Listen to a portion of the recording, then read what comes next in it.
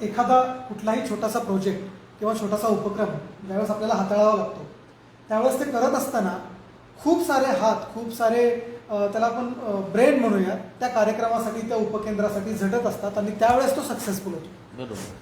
आणि आपण तर आता मित्रांनो बोलतोय उपकेंद्रासारख्या एका मोठ्या इस्टॅब्लिशमेंटबद्दल. तर हे उपकेंद्र काय होतं आत्तापर्यंत आपण पाहिलं, आम्ही ते आपल्यासमोर मांडण्याचा प्रयत्न केला. याच्यामध्ये विविध विभाग होते, त्यांच्या ओळखी आपल्याला इथे घडवून आणल्या.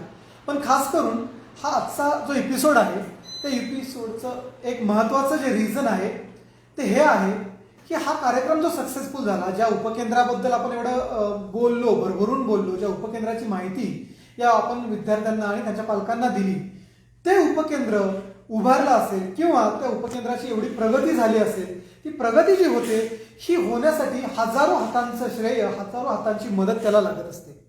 आणि आपण बघत असाल की आजचा जो विद्यापीठ उपपरिसर आपला भेटीला, हे जे सत्र आहे आजचं, याचा उद्देशच तो आहे. आणि त्या उद्देशानं आपण जे आपले प्रमुख पाहुणे आहेत हे ऑलरेडी आपल्याला इथे भेटून गेलेले आहेत. डॉक्टर गायकवाड सर, मी आपलं स्वागत करतो. आपण डॉक्टर गायकवाड सरांना आणि त्यांचा जो रिसर्च प्रोफाईल होता, जो अकॅडमिक प्रोफाईल होता, त्याबद्दलची माहिती आपण यापूर्वी घेतलेली आहे. मग प्रश्न एक पडला असेल सर सगळ्या विद्यार्थ्यांना आपला, की पुन्हा एकदा गायकवाड सर या वेळेला का बरं? तर त्याचं अगदी थोडक्यात मी उत्तर देतो. एखादा कार्यक्रम सुरू होण्यापूर्वी त्या कार्यक्रमाची जी काही हात असतात, झटणारे हात असतात, जे काही सपोर्टिंग हात असतात, जे काही त्याला मदत करणारे सगळे लोक असतात, पूर्वी त्यांचं नाव घेणं कितपत योग्य आहे मला माहीत नाही. पण जो कार्यक्रम ज्यावेळेस एका हाईटला पोहोचतो, जो सक्सेसफुल होतो, यशस्वी होतो, त्याच्यानंतर त्या प्रत्येक व्यक्तीचं ॲक्नॉलेजमेंट आपल्याला करावं लागतं सर. आणि अगदी त्याच उद्देशानं आजचा जो हा कार्यक्रम आहे, हे सत्र पर्टिक्युलरली आम्ही आपल्यासाठी इथे घेऊन आलेलो आहोत. मी सर्व विद्यार्थ्यांचं आणि पालकांचं स्वागत करतो. तर सर, ओळख तर आपली झालेलीच आहे. मग त्या फॉर्मॅलिटीजमध्ये न पडता मी डायरेक्ट जो आपला मुद्दा आहे त्या मुद्द्याला हात घालतो की सर, एवढं उपकेंद्र इथं उभारलं, त्याच्यानंतर अगदी 16-17 वर्षाच्या काळामध्ये या उपकेंद्रामध्ये 10 विभाग, त्या विभागामध्ये भरभरून झालेली जी प्रगती आहे, ह्या प्रगती मागं ही काय एका रात्रीची गोष्ट नाही आहे किंवा एका माणसाचं त्याच्यामध्ये श्रेय नाही आहे. एक मोठी सायकल, खूप सारी लोक याच्यासाठी झटलेली आहेत. तर नेमकं हे उभारण्यामध्ये, हे यशस्वी होण्यामध्ये कुणाकुणाचा रोल आहे हे आपल्याला सांगावंसं वाटतं. बरोबर आहे. खरं तर हे उपकेंद्र निर्माण होत असतानाच ज्या वेळेला डॉक्टर बाबासाहेब आंबेडकर मराठवाडा विद्यापीठाच्या, तत्कालीन मराठवाडा विद्यापीठाची विभागणी झाली, SRTMU नांदेड आणि डॉक्टर बाबासाहेब आंबेडकर मराठवाडा विद्यापीठ, या दोन विद्यापीठाची उभारणी झाल्यानंतर उस्मानाबाद जिल्ह्याला सोलापूर विद्यापीठात की नांदेड विद्यापीठामध्ये सामावून घ्यायचं का औरंगाबाद राहायचं, हा प्रश्न ज्यावेळी निर्माण झाला त्यावेळेला तत्कालीन प्रशासन आणि सरकारने असं हे दिलं की तुम्हाला इकडं जर समावेश व्हायचं नसेल, तुम्हाला जर त्या विद्यापीठामध्ये जर तुम्हाला समावेशित व्हायचं नसेल तर तुमच्यासाठी एक वेगळं उपकेंद्र देऊ. आणि मग त्यावेळेला नामांतरानंतर 2004ला ह्या विद्यापीठाच्या माध्यमातूनच, आंबेडकर विद्यापीठाच्या अंतर्गतच हे उपकेंद्राची निर्मिती झाली 2004ला. तत्कालीन कुलगुरू सोनवणे सर आणि त्यानंतरच्या 5 वर्षामध्ये कुलगुरू प्राध्यापक डॉक्टर कोतापले सर यांनी ह्याची खरी मुहूर्तमेढ रवली. ही जागा घेणं, सुरुवात सुरू झाली खरं तर BMS सारख्या एका छोट्याशा 4 खोल्यामध्ये, भाड्याच्या खोल्यामध्ये, सेटअपमध्ये. तिथून परत ते 2 ठिकाणी स्थलांतर झालं आणि परत मग हा 60 एकराचा परिसर हा अगदी अथक परिश्रमानंतर शासन, प्रशासन, अनुशासन ह्या सर्वांच्या अगदी अथक प्रयत्नानंतर ही 60 एकर जागा मिळाली. आणि जागा मिळाल्यानंतर लगेच विद्यापीठ प्रशासनानं आणि UGCच्या काही फंड्समधून ही मेन बिल्डिंग झाली, लेडीज हॉस्टेल झालं, परत इथं सायन्स बिल्डिंग झाली आणि हे असं एक नावारूपाला असं एक चांगलं उपकेंद्र आलं. हां, कारण जेवढी आज ज्या विद्यापीठाचे उपकेंद्र आहेत त्यामध्ये डॉक्टर बाबासाहेब आंबेडकर मराठवाडा विद्यापीठाचं जे उपकेंद्र आहे ते अगदी असं भव्य अशा इमारतीसह, सुसज्ज इमारतीसह आणि ह्या इन्फ्रास्ट्रक्चरमुळे 60 एकर जागेसह हे उभारलेलं आहे की ज्याच्यामध्ये पाण्याची सुविधा सेल्फ झालेली आहे, स्वयंपूर्णता आहे पाण्याची, नंतर एनर्जीची वगैरे सगळी. अशा पद्धतीमध्ये हे उपकेंद्र अगदी टोकाला जात असतानाच तत्कालीन त्यानंतरचे काही कुलगुरूंनी त्याला मदत केल्यानंतर आत्ताचे आपले कुलगुरू आदरणीय डॉक्टर प्रमोद येवले साहेब यांनी सुद्धा ह्याला चांगली मदत केली. त्यांच्या कालावधीमध्येच एक रोड झाला, नंतर एक सायन्स बिल्डिंगचं एक्सपान्शन 7 कोटीचं, त्यानंतर गेस्ट हाऊस, त्यानंतर कॅन्टीन, बॉईज हॉस्टेल, आता डायरेक्टर्स क्वार्टर, त्यानंतर MBAची आता बिल्डिंग, Okay. त्यानंतर लायब्ररीची बिल्डिंग, असं इतकं ह्या 4 वर्षामध्ये आत्ताचे कुलगुरू येवले साहेबांनी त्याला भरपूर असं योगदान दिलं. भरभरून दिलेलं आहे. भरभरून दिलं. आणि त्याच्यामध्ये आपले जे कुलगुरू म्हणून आपल्या उपपरिसराचे अध्यक्ष आहेत, उपपरिसर मंडळाचे अध्यक्ष, तत्कालीन कुलगुरू आणि आत्ताचे कुलगुरू, ह्या दोघांनीही भरपूर याला प्रत्येक सहाय्य केलं. आणि त्याच्यामधून मग आता इथं लॅब झाले, हे झाले, हे सगळं होत असताना ह्या प्रशासनमध्ये सगळ्यात महत्त्वाचं म्हणजे कुलगुरू आणि त्यांच्यावर असणारं अधिकार मंडळ. अधिकार मंडळामधून सुद्धा देशमुख सर, आपले निंबाळकर सर, ह्या सर्वांनी याच्यामध्ये एक चांगलं योगदान की कसं कन्स्ट्रक्टिव्ह डेव्हलपमेंट होते यासाठी इथले फायनान्स ऑफिसर, तत्कालीन आत्ताचे फायनान्स ऑफिसर, रजिस्ट्रार, ह्या सर्वांनी ह्याला एक चांगलं हातभार लावला. म्हणून ह्या उपपरिसर एक वेगळ्या रूपाला आलेला दिसून येतो. आणि इथं वेल फर्निश्ड, वेल इक्विप्ड लॅबोरेटरीज, वेल इक्विप्ड, हे विद्यार्थ्यांना एक चांगल्या सुविधा कशा मिळतील ग्रामीण भागामधल्या विद्यार्थ्याला, हा ह्याच्यासाठी सर्व परीनं प्रयत्न हे आपल्या प्रशासनानं माननीय कुलगुरू साहेबांच्या अध्यक्षतेखाली झालेले आहेत. त्याचा मला एक वेगळा आनंद आहे. आणि याचबरोबर यांच्या बरोबरीनं खऱ्या अर्थानं ह्याच्या माझ्या आधीचे जे सगळे जे याचे संचालक आहेत, म्हणजे दापके सर पहिले संचालक, त्याने तर एका रूम मध्ये हे विभाग सुरू करत असताना रात्री जाळा काढल्यास मला कळालं. स्वच्छता करण्यापासून त्यांनी सर्वांनी सहकार्य केलं, मदत केली.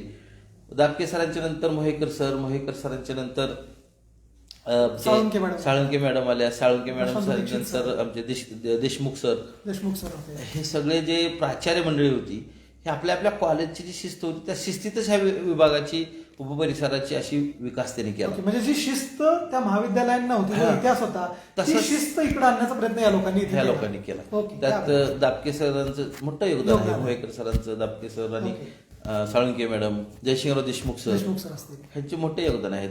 आणि त्यांच्यामुळेच हा परिसर आज असा सुसज्ज एवढा आहे. सुसज्ज आहे. त्या बाबत आपण बघताय की एखादं युनिट ज्यावेळेस उभं राहतं त्याच्यामध्ये हजारो हात असतात. सरांनी आता खूप सविस्तरपणे सांगितलं की मग ते सुरुवातीचे जे कुलगुरू होते माननीय KP सोनवणे सर, त्याच्यानंतर कोत्तापल्ले सर असतील, त्याच्यानंतर आलेले किंवा आत्ताचे सध्याचे कुलगुरू आहेत प्रमोदजी येवले सर, त्याचबरोबर सगळं मंडळ असेल, तुमचे विविध कार्यकारिणी असतील, त्याचा नेमका रोल काय सर? आम्ही खूप साऱ्या विभागांकडून माहिती घेतली गेलेल्या 6-7 दिवसामध्ये. विभाग म्हणून जेवढी माहिती विद्यार्थ्यांना पोहोचावी तेवढी माहिती आम्ही पोहोचवण्याचा प्रयत्न केला. पण सर आता कुठेतरी हे स्टेज आले की as a sub campus, as a उपकेंद्र म्हणून आपल्या काही कॉमन फॅसिलिटीज आहेत. जसं की इथं पहिला प्रश्न मुलींना पडतो की सिक्युरिटीचं काय आहे, जसं आपण म्हणाल पाण्याचं काय आहे, क्लीनलीनेसचं काय आहे, एक इंटरनेट फॅसिलिटीज काय काय आहे. तर ॲज अ सब कॅम्पस म्हणून एक ओव्हरऑल फॅसिलिटीज जे इथं आहेत त्याबद्दल आपण काय सांगा? इथं विद्यापीठाच्या वतीनं सेंट्रल सिक्युरिटी पुरवणारी एक सिस्टीम आहे, ज्याला विद्यापीठानं टेंडर दिलेलं आहे. आणि त्यांच्याच माध्यमातून इथं जवळजवळ 18 सिक्युरिटी गार्ड आपल्याला दिलेले आहेत. 3 सत्रामध्ये 6 गार्ड आपल्या इथं 3 पाळीमध्ये काम करतात. आणि हे तिन्ही सिक्युरिटी जे आहे ते सिक्युरिटी लेडीज हॉस्टेलला तर 24 तास सिक्युरिटीचे आपल्याला हे आहे. त्या मुली अगदी सिक्युर्ड आहेत, निर्धास्त आहेत, पालक येऊ शकतात. आता मुलाचं वसतिगृह झालं पाहिजे म्हणून बऱ्याच पालकांची मागणी आहे. याच्यामध्ये सगळ्यात महत्वाचं योगदान देत असताना इथले बरेच स्थानिक जे पुढारी होते किंवा स्थानिक सिनेट मेंबर्स होते, इथल्या जवळच्या पूर्वीच्या तत्कालीन बॉडीवरचे सिनेट मेंबर, आताचे सिनेट मेंबर, आणि त्यांनी सुद्धा ह्याच्यासाठी मदत करतायत किंवा हे कशा पद्धतीनं हे चांगलं करता येईल. कोविड लॅब तयार करताना सगळेजण पुढे आली. तर असं इथं एक सिक्युअर्ड, आता कोविड लॅब करत असताना अशी परिस्थिती होती की सगळ्याला इन्फेक्शन होईल का, हे सिक्युअर्ड आहे का, तर सिक्युरिटीच्या दृष्टीने तिथेही एक गार्ड दिला. आणि त्याच्या बरोबरीनं त्याच्यात कशी ते फ्लॉलेस राहील, इम्प्रुव्हमेंट्स कशा होतील यासाठी कलेक्टरांच्या माध्यमातून त्याला बरेच फंड्स येऊन आपल्याला एक चांगली यंत्रणा उभं करता आली. त्याचबरोबर आपल्या विद्यापीठाच्या चारी बाजूनं एक ट्रेंच मारून एक सेक्युअर्ड असं, म्हणजे बाहेरची कुठली व्यक्ती किंवा जनावर किंवा बाहेर येऊ नये यासाठी एक सेक्युअर्ड असं ट्रेंचिंग केलेलं आहे. आणि दुसरं सगळ्यात महत्वाचं, विद्यापीठानं पाठीमागच्या वर्षी जवळजवळ 13 लाख रुपये खर्चून इथं वृक्षारोपण 5,000 वृक्षाचं केलं आहे. त्याच्यातला सगळ्यात महत्वाचा मुद्दा म्हणजे की ह्या विद्यापीठा 60 एकराला कंपाऊंड बांधण्याकरता 3 कोटीचं बजेट आहे. त्या 3 कोटीच्या बजेटचं कधी मंजुरी व्हायची, बांधकाम कधी व्हायचं, आणि ते कडेचं फेन्सिंग कधी व्हायचं, त्याच्याऐवजी आम्ही गेल्या वर्षी निंबाळकर सर, मान्य कुलगुरू साहेब आणि ह्याने मॅनेजमेंट काउन्सिलचे निंबाळकर सर यांनी एक निर्णय घेतला की आपण बायोफेन्सिंग करूया. ओके. आणि इथं बांबूचं 2000 बांबू, त्यानंतर गजगाज, चिलार, त्यानंतर वेगवेगळ्या प्रकारची काटेरी वृक्ष आहेत, त्यामध्ये पांढरा खैर वगैरे अशी वृक्ष लावून आज ते बायोफेन्सिंग तयार केले. ह्या बायोफेन्सिंगमुळे असं होणार आहे की भविष्यामध्ये आपल्या कॅम्पसमध्ये जनावर असतील किंवा इतरांचा जो काय डायरेक्ट इनडायरेक्ट त्रास होणार आहे तो थांबणार आहे आणि हे इथली विद्यार्थी, मुलं किंवा विभाग हे सिक्युअर राहणार आहे. कारण प्रत्येक संस्थेला स्वतःची एक कंपाऊंड वॉल असणं, सिक्युरिटी असणं गरजेचं असतं, पण ते होत असताना बराच कालावधी जातो. तर त्याऐवजी आताच तिथं बायोफेन्सिंगची वॉल तयार झालेली आहे. हे एक ह्या विद्यापीठाचं उपकेंद्राचं वैशिष्ट्य आहे मला वाटतं. कारण ते भविष्यामध्ये ते ज्या गोष्टी आहेत ते वाचतील असं मला वाटतं. अगदी बरोबर आहे. 2 आस्पेक्ट्स तर आपण कव्हर केले. एक तर सिक्युरिटी, कारण कुठलेही पालक ज्यावेळेस विद्यार्थिनींना पाठवतात, खास करून हॉस्टेलमध्ये राहायला, पहिला प्रश्न असतो की व्हॉट अबाउट सिक्युरिटी. तर तो आपण खूप चांगल्या पद्धतीने इथं मांडलात की जवळपास सिक्युरिटी गार्डची एक चांगली फौज आहे जी 3 सत्रांमध्ये 3 शिफ्टमध्ये इथं कार्यरत असते. त्यामुळे विद्यार्थिनींच्या सिक्युरिटीचा तसा प्रश्न नाही. दुसरा सर सगळ्यात एक कॅची करणारा मला जो चांगला भाग इथं वाटला की इथं जर कंपाऊंड 60 एकरला करायचं म्हणलं तर ह्याची खूप मोठी इन्व्हेस्टमेंट आहे. पुन्हा ते सिमेंटचं एक कंपाऊंड उभारते, पण त्याच्याऐवजी जे नेचर फ्रेंडली, ज्याला आपण ग्रीन कंपाऊंड, बायोफेन्सिंग म्हणूया, त्याच्या माध्यमातून वृक्षारोपणाच्या माध्यमातून एक चांगलं असं एन्व्हायरमेंट, ज्याला ऑक्सिजन हब आपल्याला म्हणता येईल, असं इथं तयार झालेलं आहे. सर याला लागून दुसरा मला एक प्रश्न आहे की उस्मानाबाद सारख्या ठिकाणी ज्याला आपण दुष्काळ प्रवण क्षेत्र म्हणतो, मग विद्यार्थ्यांना प्रश्न पडतो की पाणी म्हणून एक प्रश्न असेल, तिथं पाण्याचा प्रश्न असेल, तर त्याची प्रोव्हिजन नेमकी कशी केलेली आहे? आपण ज्यावेळेला हा उपकेंद्र परिसरासाठी हा MIDC कोणी एरिया घेतला त्यावेळेला MIDC मधूनच बांधलेला एक इथं तलाव होता. ओके. आणि त्या तलावाची विद्यापीठाच्या वतीनं जवळजवळ एक 6 ते 7 लाख रुपये खर्च करून त्याची खोली केली चांगली. आणि त्या खोलीच निश्चित झाली नाही तर त्याला पाणी लागलं आणि त्या पाण्यातून इथल्या झाडाला पाणी देण्यासाठी हे चालू होतं, सुविधा होती. त्याचबरोबर पिण्याच्या पाण्याचा हा प्रश्न होता. कारण आज आपण जवळजवळ नाही म्हणलं तर 6-7 लाख रुपये नगरपालिकेचं बिल येऊ शकतं एवढं पाणी आपल्याला लागतं. परंतु ते पाणी न घेता इथं 4 बोर, जे सोलारवर काही 2 बोर चालतात, 2 इलेक्ट्रिक बोर चालतात, असे 4 बोर इथं आहेत. त्या बोरच्या मधून पिण्याच्या पाण्याचा प्रश्न सोडलेला आहे, तळ्याच्या माध्यमातून झाडाचा आणि वापराच्या पाण्याचा प्रश्न मिटलेला आहे. आणि दुसरं की यावर्षी माननीय कुलगुरू आणि व्यवस्थापन परिषदेचे सदस्य निंबाळकर सर आणि देशमुख सर यांनी काही गोष्टी मांडल्यानंतर इथं विहीर झाली पाहिजे. मग सर्व व्यवस्थापन परिषद सदस्यांनी विहीर मान्य केल्यानंतर मान्य कुलगुरू साहेबांनी त्याला मान्य देऊन आज आपली जवळजवळ 70x50ची विहीर पूर्ण झाली, आता ओसंडून होते.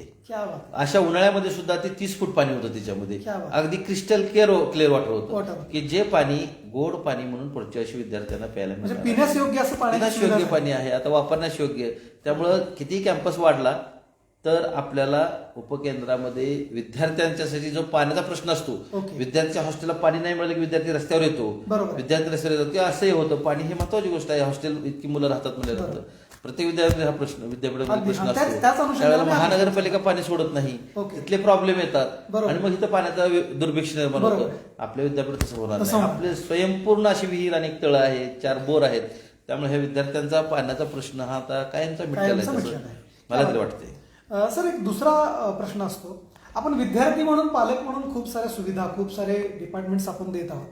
म्हणजे विद्यापीठ म्हणल्यानंतर फक्त विद्यापीठाचे विभाग हाच त्याचा म्हणजे त्याला आपण म्हणून एक कार्यक्षेत्र नसतं, तर त्याच्या संलग्नित असणारे जे महाविद्यालय आहेत, शैक्षणिक संस्था आहेत, त्याही महत्वाच्या असतात.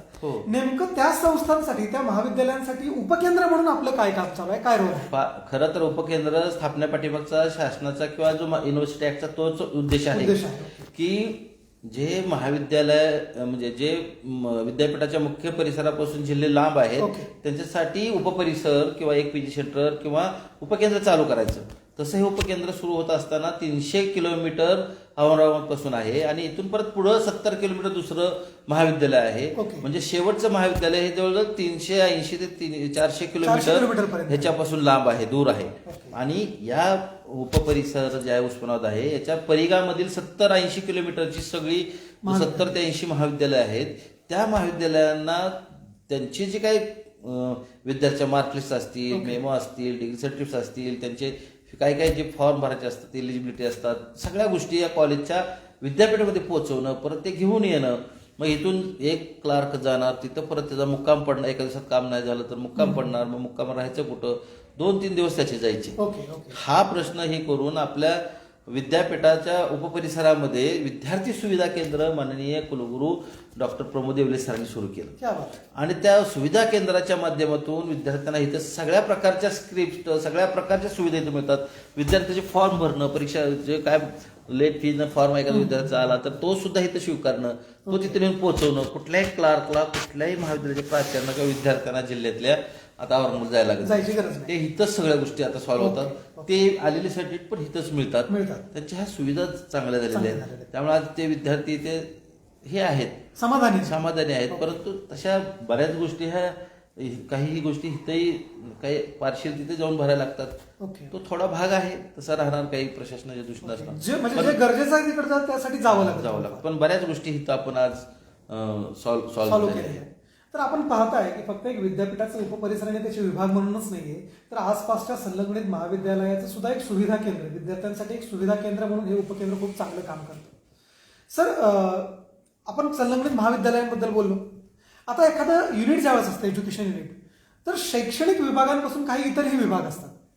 फॉर एक्झाम्पल तुमचं कॉम्पिटेटिव्ह एक्झामचं विभाग असेल, त्याच्यानंतर IQSC सारखा विभाग असेल, त्याच्यानंतर तुमचं NSS सारखी एक मोठी सुविधा असेल, अर्न अँड लर्न सारखी एक सुविधा असेल.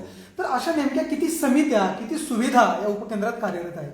आता उपकेंद्रामध्ये ह्या विद्यार्थी केंद्रित सर्व आपली शैक्षणिक व्यवस्था असल्यामुळं ओके. विद्यार्थ्यांचा सर्वांगीण विकास व्हावा हा. आणि विद्यार्थ्यांना सर्वांगीण एक मदत मिळावी आणि विद्यार्थ्यासाठी एक आगळं वेगळ्या प्रकारचं वातावरण तयार व्हावं. तयार. जो तो ऑलराऊंड डेव्हलप झाला पाहिजे. बरोबर. पर्सनॅलिटी, त्याची कम्युनिकेशन स्किल असेल, अनालिटिकल स्किल असेल, जे काय असेल ते डेव्हलप होण्यासाठी इथं वेगवेगळ्या प्रकारचं आता सगळं कॉम्पिटेटिव्ह एक्झामिनेशन सेंटर आहे. एज्युकेशन शिंदे सर त्याचे समन्वयक आहेत. त्यानंतर इथं अर्न अँड लर्न स्कीम विद्यार्थ्यासाठी आहे की ज्याच्यातून विद्यार्थ्यांना कमवायचं आणि शिकायचं, ज्याला संधी मिळते त्याला कमवायची, शिकत.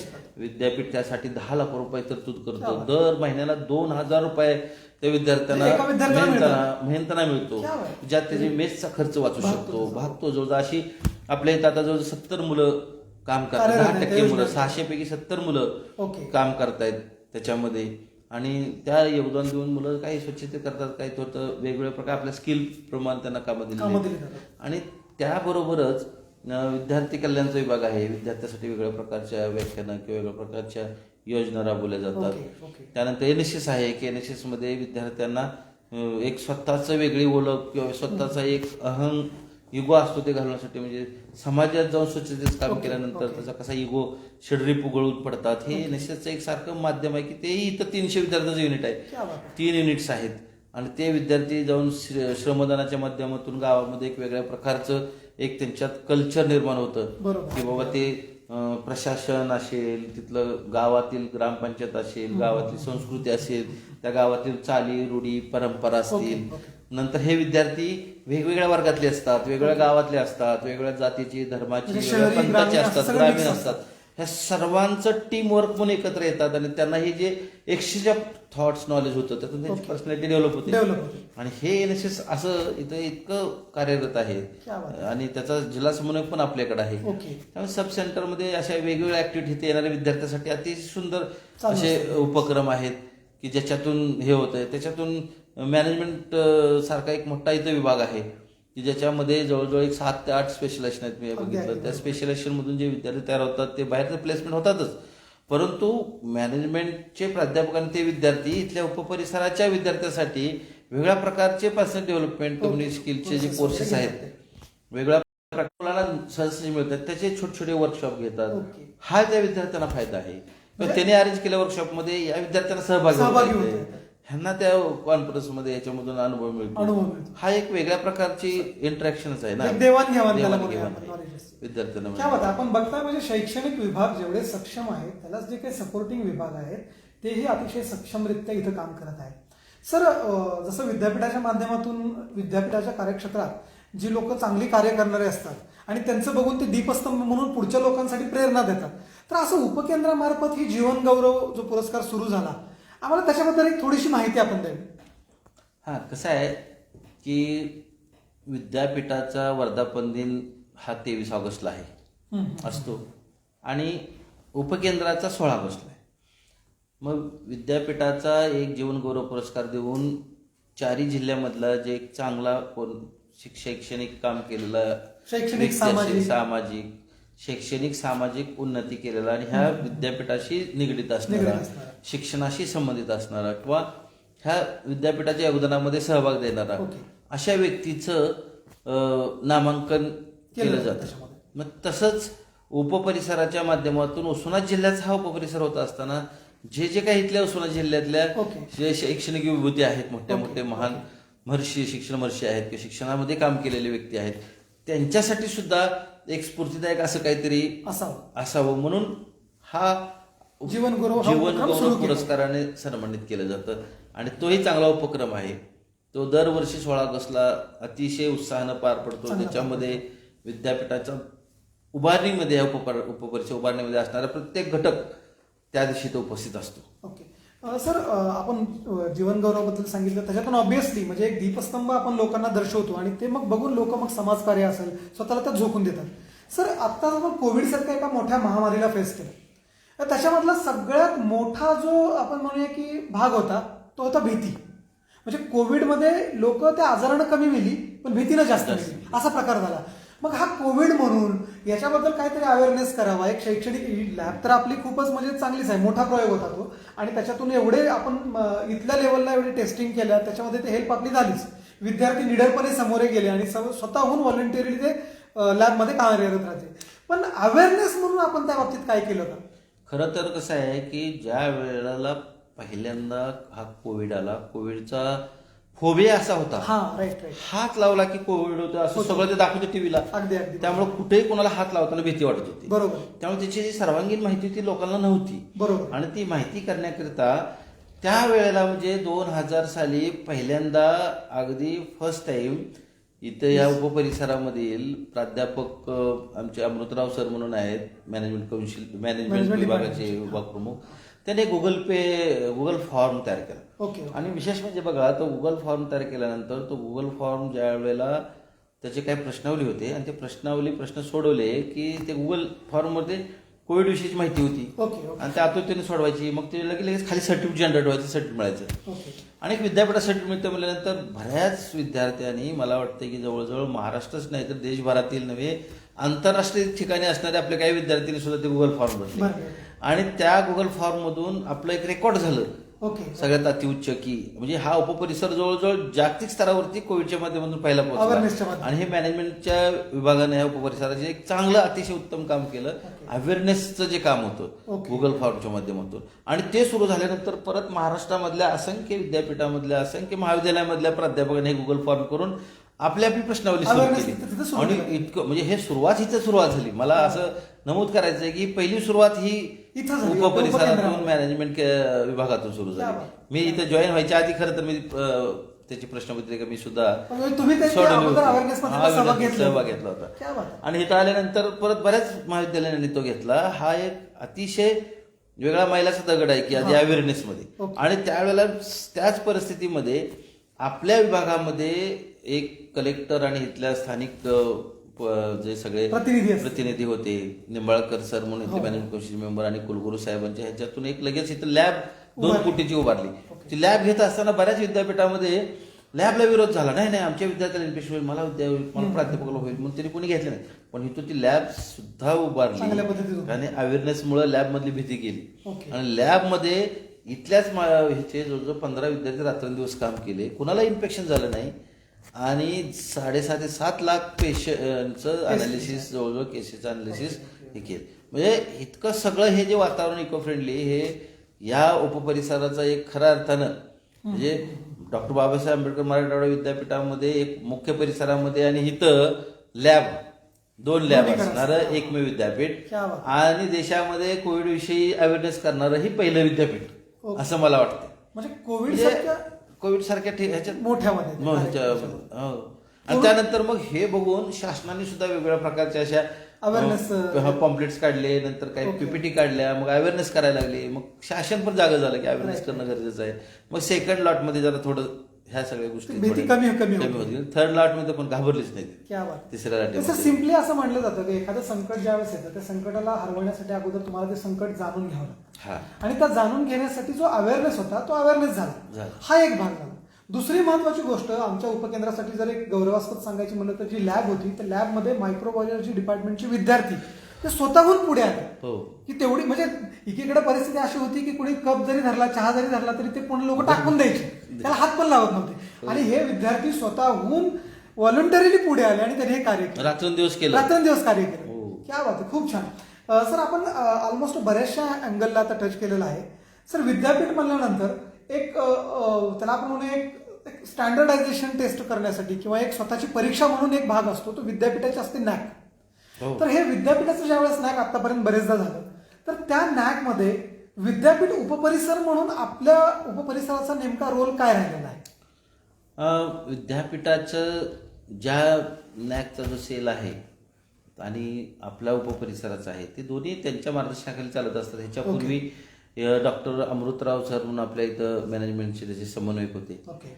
आणि त्यांनी आज तिथला नॅकचा जो विभाग केलेला आहे तो अतिशय सुंदर आणि मी बघितलं की त्याचे सगळे क्रायटेरिया वाईज सगळी माहिती इन्फॉर्मेशन त्याचं बुकलेट त्याचं वेगळ्या प्रकारचं जे डेटा सेंटर ओके म्हणजे मला तर खरं आता असं म्हणायचं आहे की मी इथल्या नॅकचं एक छोटंसं असं डेटा सेंटर करायची इच्छा आहे माझी. प्रत्येक डिपार्टमेंटचे छोटे छोटे जे हिने तयार केलेले ब्राउशर आहेत ओके ओके ते डेटा सेंटर म्हणून तुम्हाला केलं पाहिजे. प्रत्येक विद्यापीठामध्ये नॅकचा आता डेटा सेंटर करायचं सुरू आहे त्याचं उपपरिसर सुद्धा केलं पाहिजे ओके. आणि ते करत असतानाच जे आतापर्यंत मी इथं आता आल्यानंतर बघितलं की नॅकच्या दृष्टीनं इथं अतिशय व्यवस्थित आणि चांगल्या प्रकारचे डाटा अनालिसिस डाटा रिट्रायवल डाटाचं एकत्रित संकलन करणं आणि त्याचं हे करणं इतकं सुंदर दिसतंय मला की उपपरिसराचा ह्याच्यामध्ये चांगलाच योगदान आहे. कारण इथं पण 11 विभाग आहेत 10 ते 11 विभाग आहेत आता सुरू झालेले आणि आता या पुढच्या सायकलसाठी सुद्धा सुरुवात आहे. आताच डॉक्टर हावळ सरांची समन्वयक म्हणून IQAC समन्वयक म्हणून आता झालेली आहे. ओके. अमृतराव सरांनी त्यांना चार्ज दिलेला आहे. ओके. पुढचं आता त्याचे नियोजन त्यांच्यावर सुरू आहे. त्याच्या आधी काय काय करायचं होतं काय काय केलेलं आहे हे जे सगळं आता हे अवेअरनेस असेल सोसायटीपर्यंत पोहोचण्याचं विद्यापीठाचं ध्येय होतं किंवा हे अवेअरनेस प्रोग्राम होते कोविडचे हे सगळे अमृतराव सरांनी त्यांच्या मार्गदर्शनाखाली केलेले आहेत. ओके परंतु अनेक सुद्धा भरपूर करणं गरजेचं आहे. ओके कारण फोर्थ सायकलमध्ये सोसायटल आउटरीच ह्या सगळ्या गोष्टी आहेत. आत्ताच आपलं NRF रँकिंग झालेलं आहे. NRF रँकिंगमध्ये आपल्याला जवळजवळ 79 नंबर काहीतरी हे झालं देश पातळीवर 79 हा म्हणजे आपलं 100च्या आतमध्ये आपलं विद्यापीठ आहे. ह्या सगळ्या NRF रँकिंगमध्ये आपलं विद्यापीठ वरती असतानाच आता या वर्षापासून आपल्याला सोसायटल आउटरीच आणि विद्यापीठाला कसं सोसायटीपर्यंत जास्त पोहोचता येईल यासाठी केल्यानंतर आपलं रँकिंग आणखीन वाढेल पुढं आणि त्या दृष्टीनं माननीय कुलगुरू साहेबांनी परवाच डिक्लेअर केलेलं आहे की ह्या PGच्या सगळ्या विद्यापीठामधील असणाऱ्या विभागांच्या संशोधनाचा जो टप्पा आहे सायटेशन्स आहेत किंवा त्याचं एक वेगळ्या प्रकारचं सोसायटल आउटरीच आहे किंवा सोसायटल इन्फ्लुएन्स आहे किंवा सोसायटीपर्यंत विद्यापीठाला कसं पोहोचवायचं ह्या सगळ्या गोष्टीचं एक आढावा घेऊन एक असा शेड्यूल करायचं कुलगुरू साहेबांनी परवा डिक्लेअर केलं. त्यामुळे हे चौथ्या सायकलसाठी आपल्याला करायला लागणार आहे करणं गरजेचं आहे आणि आपण हे सगळं करत राहू कार्यतत्पर राहू की जेणेकरून आपल्या विद्यापीठाला चौथ्या फोर्थ सायकलमध्ये सुद्धा चांगलं मानांकन मिळेल आणि मिळालंच पाहिजे. एक चांगलं विद्यापीठ आहे अति इतकं भव्य परिसर आहे भव्य कोर्सेस चांगले आहेत आणि ह्या सगळ्याचं हे घेऊन ह्याचं मॉडेल कॉलेज आहे काय आपल्या विद्यापीठाचं घनसावंगीला म्हणजे मॉडेल कॉलेज असणं नंतर हे तुमचं शिक्षण तुमचं विद्यापीठ हे खालीपर्यंत पोहोचलेलं आहे हे नॅकच्या दृष्टीनं आपलं फार मोठा जमेची बाजू आहे आणि त्याचा आपल्याला नक्कीच फायदा होईल.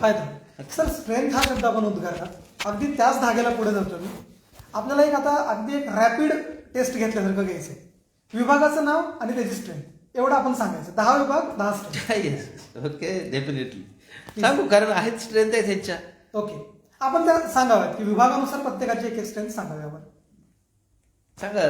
आता पहिलं सुरुवात आपण स्ट्रेंथ म्हणून जर सुरुवात करायची असेल तर इथं पहिला विभाग जो आला पहिला एज्युकेशन आला असं समजा तो एज्युकेशन इंग्लिश आणि हे पहिले जे विभाग आले होते मायक्रो बायोटेक्नॉलॉजी तर आपण त्याप्रमाणे सुरुवात करू. एज्युकेशनला एमएड आता एज्युकेशन सुरुवात करू.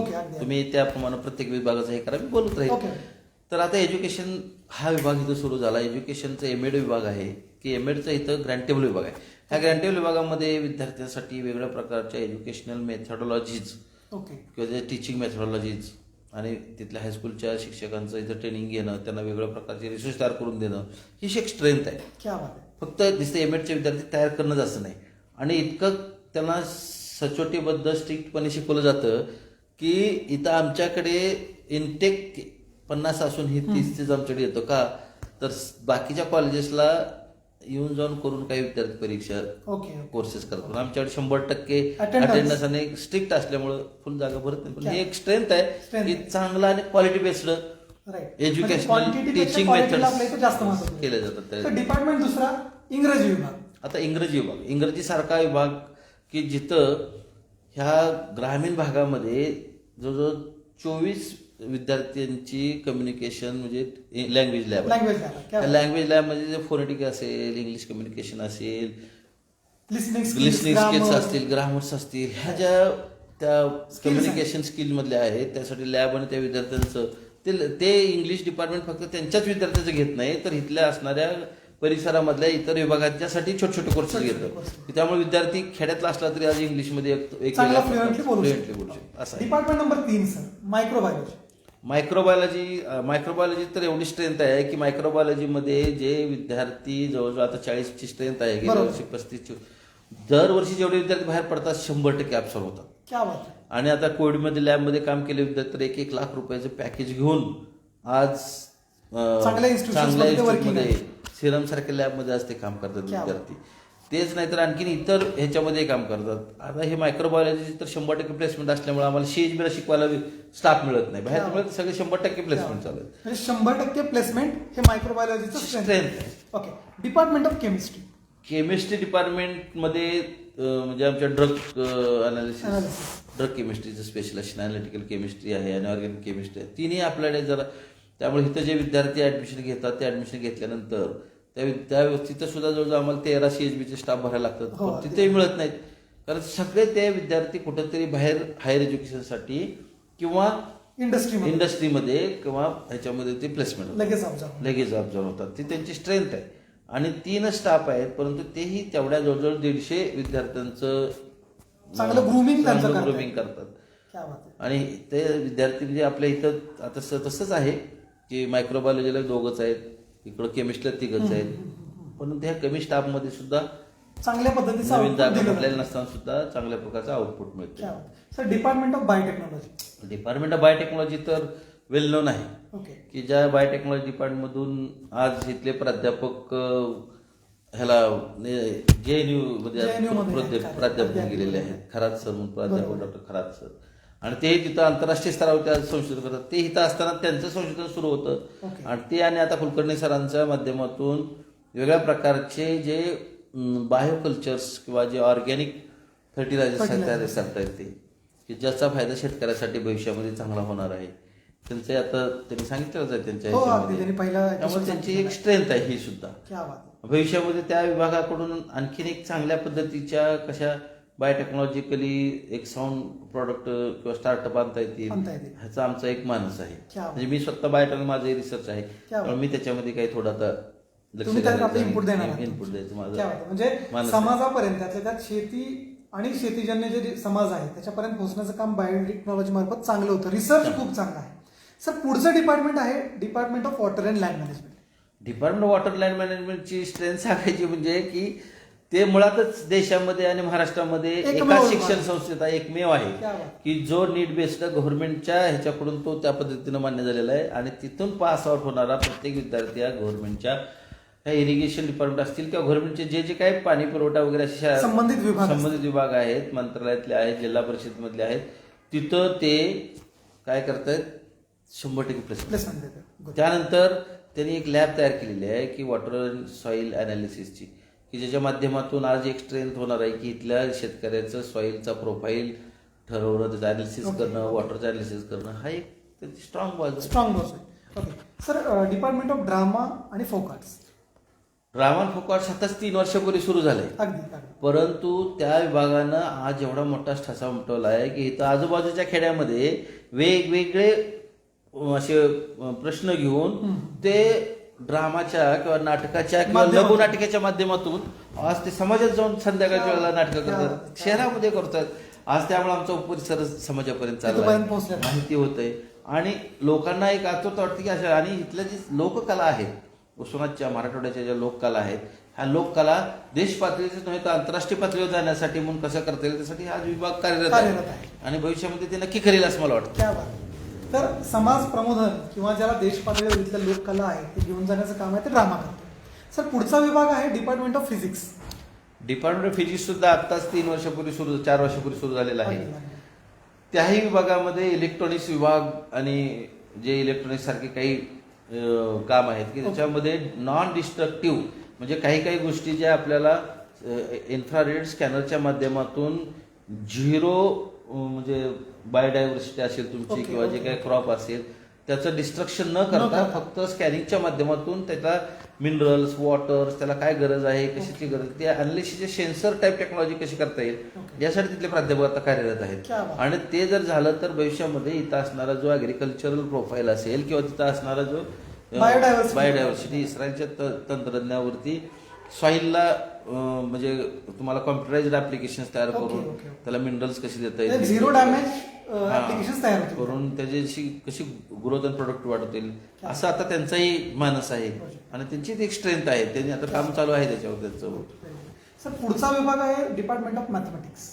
डिपार्टमेंट ऑफ मॅथमॅटिक्स आता सुरुवात आहे. अगदी बरोबर आहे. मॅथमॅटिक्स आता अप्लाइड मॅथमॅटिक्स आणि प्युअर मॅथमॅटिक्स असे दोन इथे आहेत. ह्या दोन मॅथमॅटिक्स आणि अप्लाइड आणि प्युअर मॅथमॅटिक्स मधून आज प्युअर मॅथमॅटिक्सच्या गरजेची गरजच आहे. आपण झिरो जगाला दिलेला आहे त्यामुळे त्याचबरोबर आपल्या जे अप्लाइड मॅथमॅटिक्सच्या ह्याच्यातून बायो मॅथमॅटिक्स किंवा ज्या नॉन डिस्ट्रक्टिव्ह मेथड्समध्ये काही एजम्पन्स असतात किंवा जे काही तुमच्या आता मी म्हणलं की बाबा काही सॉफ्टवेअर्स तयार करायला लागतील अल्गोरिदम तयार करायला लागेल की तो ह्यांचा प्लस पॉईंट असणार की भविष्यामध्ये ह्या मार्गाने जाऊन की समाजामध्ये एका फॉर्म्युल्यावरून तुम्हाला काही गोष्टी प्रेडिक्ट करता येतील आणि त्याचा पुढं हे करता येईल यूज त्याचा करता येईल. सर आता एक डिपार्टमेंट बाकी आहे पण मी ते मुद्दामून बाकी ठेवतोय. त्याच्यापूर्वी कुठल्याही संस्थेमध्ये एज्युकेशनल कार्य असेल किंवा कुठलेही कार्य असेल ते चालत असताना तिथं असणारा ऑफिशियल स्टाफ ज्याला आपण जनरली एज्युकेशनलच्या इन्स्टिट्यूटच्या बाबतीमध्ये नॉन टीचिंग स्टाफ म्हणतो मग ते ऑफिस असेल तर हे ऑफिस म्हणून आपलं ऑफिस किती स्ट्रॉंग आहे आणि दुसरा महत्वाचा भाग असतो तो म्हणजे लायब्ररी. ती लायब्ररी ह्या दोन्हीच्या बाबतीत आम्हाला थोडीशी माहिती द्यावी. आता इथं उपपरिसराचं ऑफिस अगदी सुसज्ज आहे. याच्यामध्ये जवळजवळ 13 ते 14 काउंटर आहेत. ओके. वेगवेगळ्या प्रकारचे त्यातून विद्यार्थ्यांना सेवा दिल्या जातात. त्यांचं फॉर्म स्वीकारणं बिल स्वीकारणं त्यांचे जे काही गोष्टी विद्यार्थ्यांच्या जिल्ह्यातल्या आहेत सुविधा आहेत. आपल्या उपपरिसरामधले 750 विद्यार्थी आहेत त्या विद्यार्थ्यांच्या सुविधा विद्यार्थ्यांच्या इथं सर्व गोष्टीसाठी लागणारे जे फी त्याचे इलिजिबिलिटी ह्या गोष्टीसाठी आणि त्यासाठी लागणारा इथं सगळे त्याप्रमाणे जे एस्टॅब्लिश असेल ॲप्लिकेशन असेल तसे सेक्शन स्टुडंटचं असेल फीचं सेक्शन असेल एक्झामिनेशन असेल ते सेक्शन केलेले आहेत. आणि इथं जवळजवळ एक 18 स्टाफ हा परमनंट आहे ऑफिसमध्ये आहे. जवळजवळ तेवढाच स्टाफ तुमच्या 17 स्किल्ड आणि अनस्किल्ड लेबर टाईप असणारा जो स्टाफ आहे तो आहे. त्यानंतर विद्यापीठाच्या फंडातून जवळजवळ एक 10 ते 12 जण आहेत की ते म्हणजे कार्यरत आहेत ऑफिसमध्ये आहेत. कारण आणखीन आम्हाला इथं लॅब असिस्टंट म्हणून कॉम्प्युटरचे लॅब अटेंडंट असेल किंवा एखादा केमिस्ट्री वगैरेसाठी असणार त्याची गरज आहे की उद्या आता प्रॅक्टिकल वगैरे सुरू होतात हे होऊन जाईल. परंतु हे स्किल्ड अनस्किल्ड करून घेत असताना थोडं हे जाणवते. परंतु हा जो स्टाफ आहे तो भरल्यानंतर स्किल्ड किंवा टेक्निकली साऊंड स्टाफ भरल्यानंतर आणखी त्याचा उपयोग होईल. परंतु तरी सुद्धा ते आज काम करतायत त्यांच्या स्वतःच्या कपॅसिटी प्रमाणे चांगलं काम करतायत आणि ते रात्रंदिवस कधी आता डिकॅस सारखं आमच्याकडे जवळजवळ मूल्यांकन केंद्र आहे इथं. त्या परीक्षेच्या मूल्यांकनमध्ये जवळजवळ आपल्या केंद्रावरती 1,20,000 पेपर होते आणि बाकीच्या केंद्रावरती 50-60 हजार पेपर होते. तर आपल्या केंद्रानं ते जवळजवळ 80 एक्झामिनरच्या माध्यमातून अगदी वेळेमध्ये म्हणजे आता सगळं संपवत आणलेलं रेडी आहे. सुट्टी वगैरे न घेता त्याने काम केलं. हे नॉन टीचिंगचा सहभाग आहे. शिक्षक पण त्याच्यामध्ये सहभाग होत आहेत. ह्या सगळ्यांच्या सहभागातून हा अनालिसिस मूल्यांकनचा एक भाग आहे. तो विद्यापीठाला आपलं सहकार्य करणं गरजेचं आहे. कारण ज्या विद्यार्थ्यांच्या परीक्षा घेतो ज्या विद्यार्थ्याला शिकवतो त्यांचं मूल्यांकन करणं गरजेचं आहे. त्यामुळे तोही भाग इथं आपलं परिस्थिती सक्षमरित्या आपण सहभाग घेऊन पूर्ण करतोय. सर आता अगदी शेवटी ज्या स्ट्रेंथ्स आपण खूप साऱ्या विभागाच्या बोललो त्याच्यामध्ये एक विभाग राहून गेलेला आहे आणि तो आहे डिपार्टमेंट ऑफ मॅनेजमेंट सायन्स. तर त्याची स्ट्रेंथ काय? तुम्ही तुमचं डिपार्टमेंट असल्यामुळे कदाचित तुम्हाला ते तो आठवलं शेवटला नाही असं आम्ही मला वाटायला लागले. हो, हो. पण डिपार्टमेंट ऑफ मॅनेजमेंट सायन्स आणि MCA हे दोन्ही ओके. एकत्र आहेत. अगदी बरोबर. खरंच ह्या दोन्ही डिपार्टमेंटच्या स्ट्रेंथ एवढे आहेत की आज मॅनेजमेंट सायन्सला पण अशी परिस्थिती आहे की 4 प्राध्यापक इथं परमनंट आहेत, ओके. रेंटेबल आहेत. आणि CHBला सुद्धा त्यांना मिळताना स्टाफ मारामारी होते, कारण हो. काय त्यांचेही सगळे जवळजवळ विद्यार्थी हे प्लेसमेंट होते. प्लेसमेंट. इथं कॅम्पसच्याच प्लेसमेंटमधून आणि यांच्या स्वतःचे हे असणारे 7 स्पेशलायझेशनच्या माध्यमातून अगदी. हे जे विद्यार्थी आहेत ते आंतरराष्ट्रीय स्तरावर आज कार्यरत आहे. कार्यरत दिसत आहेत. ओके. त्याच्यामध्ये सगळ्यात जास्त महत्त्वाचं म्हणजे इथला जो मॅनेजमेंटचा जो प्रोफाईल आहे, ओके. म्हणजे ह्या उपपरिसराला एक वेगळ्या प्रकारचं मॅनेजमेंटचा एक टच मिळालेला आहे. मिळाला. तो ह्या मॅनेजमेंट डिपार्टमेंटचा फार मोठा हे आहे ओके. की जे इथल्या प्रत्येक विद्यार्थ्यासाठी, प्रत्येक ह्याच्यासाठी एक वेगळ्या प्रकारचं इव्हेंट मॅनेजमेंट कसं असावं, काय करावं, त्याचं एक सॉफ्ट प्रोसिजर त्यांच्याकडे तयार आहे. आणि हा यांचं स्ट्रेंथ आहे. ओके. ह्या स्ट्रेंथमध्ये यांच्याकडे बघून परत बाकीचे विभाग सुद्धा त्याच प्रमाणात सतर्काने अलर्ट राहत आहेत. ओके.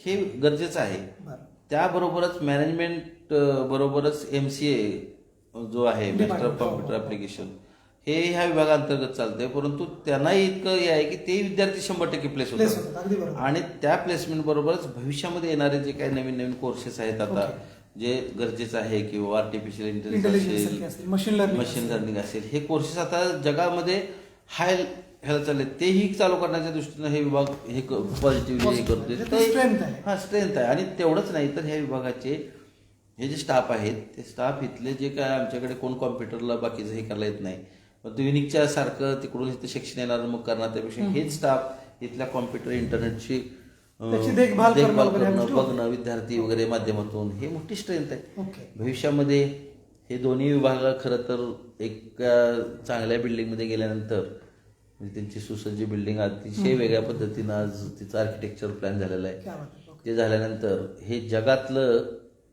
देशातलं मानांकित एक चांगलं मॅनेजमेंट सेंटर कसं होईल, अगदी. असा एक ह्या विभागाचा उद्देश आमच्या ह्यांच्या बोलण्यातून, डायरेक्टर असतील, तुमचे प्राध्यापक असतील, यांच्यातून येतो. आणि ते गरजेचं आहे आणि हे झालं पाहिजे. ओके. कारण जे समाजाला आज गरज आहे ते रिसोर्सेस देणं गरजेचं आहे. आणि ते भविष्यामध्ये होईल. आता तर सुरूच आहे की त्या 24 आवर्स 7/24 आवर्स काम करताना दिसतंय. सकाळी आल्यापासून ते संध्याकाळी 7 पर्यंत काम करतायत. आणि हे सगळं त्यांच्या स्ट्रेंथ आहेत. म्हणून आज ह्या उपपरिसर सुद्धा नावारूपाला आलेला आहे. इथला प्रत्येक प्राध्यापक 24/7 काम करतो. अगदी हे माझं विद्यापीठ आहे, माझं हे आहे म्हणून ॲफिलिएशन तेवढं आहे, भावना त्याच्याबद्दल आहे. तर आपण बघताय ऑलमोस्ट सरांनी सगळे अँगल कव्हर केलेले आहेत, प्रशासकीय असेल, काही असेल. आता सर आपण अगदी शेवटाकडे जातोय, म्हणजे या कार्यक्रमाचं क्लोजिंग करतोय. तर एक जाता जाता सर, आज या जो आपलं विद्यापीठ उपपरिसर आपल्या भेटीला, या कार्यक्रमाचा हा आपण समारोपच म्हणूया एक प्रकारचा. तर या कार्यक्रमाबद्दल आपल्याला काय वाटतं, अगदी आपण सांगावं. खरं तर ह्या कार्यक्रमाचं म्हणजे मॅनेजमेंट सायन्स, मॅनेजमेंट MBA डिपार्टमेंटचे संचालक अमृतराव सरांचं खरं तर कौतुक करावं वाटतं. कारण त्याने हा प्रस्ताव घेऊन आले की सर आपल्याला असं करायचं. मी म्हणलं लगेच करूया असं. ओके. नुसतं लगेच करूया नाही तर त्यांनी त्वरित त्याचं लगेच एज्युकेशन सुरू केलं. अगदी दुसऱ्या दिवशी एज्युकेशन सुरू केलं, लगेच त्याचा प्लॅन केला. कुलगुरू साहेबांना आम्ही त्याच्यावर पाठवलं आणि असं आम्ही विद्यापीठ आपल्या दारी म्हणून विद्यापीठाची माहिती समाजापर्यंत घेऊन जायचं. ते ब्रँडिंग म्हणून ते विद्यापीठाच्या वेबसाईटवर टाकलं. इतकी लोक बघतायत आज. औरंगाबाद मधून, सोलापूरला मी परवा विद्यापीठात गेलो होतो. इकडं कोल्हापूरमधून फोन येतात, पुण्यातून फोन येतात, औरंगाबादमधून फोन येतात की काय चाललंय. म्हणलं तुम्ही हे काय नवीन उपक्रम चालू केलाय. अमृतराव सरांनी म्हणलं आमच्या मॅनेजमेंटच्या हा एक वेगळी मॅनेजमेंट केली. म्हणलं की विद्यापीठाला प्रत्येकाच्या खिशामध्ये, म्हणजे मोबाईलमध्ये आज सहजासहजी लाईव्ह फेसबुकवर बघतोय. आणि बरेच विद्यार्थी आपले परदेशात पण आहेत, ते पण बघतायत. अतिशय वेगळ्या स्तरावरती हा उपक्रम गेलेला आहे. अगदी त्याला काय म्हणतात, हाय पीक वरती रिच, की जो समाजापर्यंत खऱ्याच अर्थानं कसं पोचवायचं असतं. एक छोटासा उपक्रम नाही हा, अतिशय सुंदर. आणि भविष्यामध्ये ह्याच्यातून आणखीन वेगवेगळे आता उपक्रम आपण समाजापर्यंत. आता आपण फक्त विभागाची माहिती पोहोचवली, पण ऍक्च्युली इथं काय चालतं, काय पाहिजे हे समाजासाठी आपण पोहोचवायचं. प्रत्येक विभागाच्या माध्यमातून करायचं, कसं करायचं. अगदी एका छोट्याशा एका स्टँडर्ड 2 ह्याच्यावर इथं असणाऱ्या रिसोर्सेसवर आणि मोबाईलवरती हा इतका चांगला लाईव्ह उपक्रम हो ना. करता येतो. ओके. कुठलाही स्टुडिओ न उभारता. उभारता एका छोट्या खोलीमध्ये त्याचा वापर रिसोर्सेस कसं मॅनेजमेंट करावं हे मॅनेजमेंट डिपार्टमेंट शिकावं क्या हे एक दुसरं त्यांचं स्ट्रेंथ आहे. मला असं तरी 100% वाटतंय. त्यामुळेच हा आज हाय पिकला आणि प्रत्येकजण कौतुक कौतुक करतात. करतात. मला याचा अभिमान वाटतो की ह्या उपपरिसरामध्ये हा उपक्रम सुरू आहे आणि सगळेजण आपलं कौतुक करतायत. क्या बात आहे. अमृतराव सरांनी घेतलेला उपक्रम आहे तो असाच, कारण माननीय कुलगुरू साहेबांचं एक तसंच विजन आहे पहिल्यापासून की आपल्याला एक समाजासाठी कशा हे करायला पाहिजे, काहीतरी आपल्याला पुढे गेलं पाहिजे, गेलं पाहिजे. या विद्यापीठाचं नाव पुढं वरती आणलं पाहिजे. अगदी बरोबर. आणि आज ते सुद्धा म्हणजे साहेबांना सुद्धा परवा पी साहेब सुद्धा म्हणजे चांगला उपक्रम सुरू आहे. क्या बात आहे. आमचे शिरसाट साहेब परवा एका कमिटीला आले होते, आम्ही भेटलो होतो. तसंच माननीय कुलगुरू साहेबांना पण ही माहिती पाठवली, त्याला आमचे म्हणजे चांगलं शुभेच्छा आहेत आणि शुभेच्छा चांगलं आणि प्रोत्साहन आलं. क्या बात. बरं वाटलं अशा थोड्या मोठ्या व्यक्तीने आपल्या पाठीवरती हात ठेवल्यानंतर हे चांगली ऍक्टिव्हिटी आहे म्हटल्यानंतर बरं वाटतं.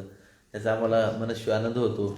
आणि असंच विद्यापीठाची उत्तरोत्तर समाजापर्यंत नेण्यासाठी लागणाऱ्या वेगवेगळ्या योजना, वेगवेगळे विभाग जे जे करतील त्याला पुढे न्यायचा आमचा मानस आहे. क्या बात. त्याला कसं करता येईल हे एवढं करू, हे झिरो बजेट आहे परंतु समाजाला समजलं पाहिजे. समजलं पाहिजे. आमचं काय आहे. परत मग त्याचा आपण समाजामध्ये ते कसं वापरता येईल हे नॉलेज, अगदी, अगदी. ह्याचा पण आपण विचार करूया.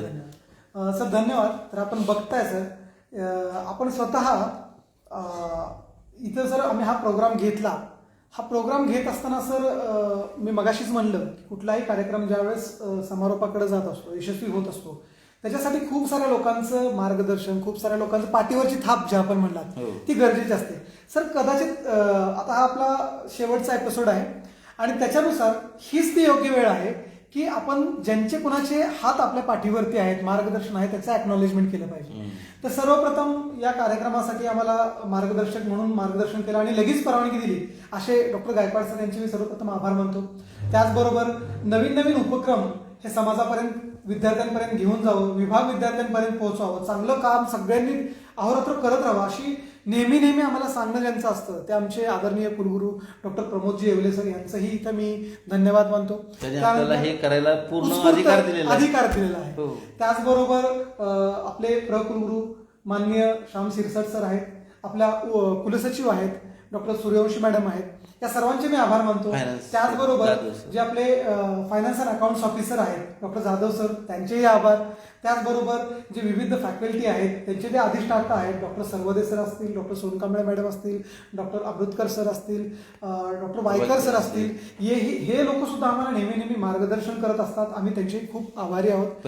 त्याचबरोबर परीक्षा नियंत्रक असतील, उपकेंद्रामधले जे सर्व विभाग प्रमुख आहेत, पर्टिक्युलरली प्राध्यापक आहेत, त्यांनी या कार्यक्रमाला भरभरून असे कौतुक केले की इथं आले, त्यांनी आमचाही उत्साह वाढवला. आम्ही त्यांचेही आभारी आहोत.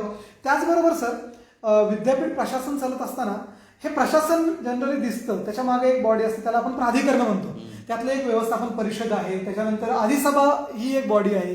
हे बॉडी ही नेहमी आम्हाला असे कौतुकास्पद कार्य करण्यासाठी, उपपरिसर मंडळ आहे, हे नेहमी आम्हाला मोटिवेट करत असतात. आम्ही या प्लॅटफॉर्मवरून त्यांचेही आभार मानतो.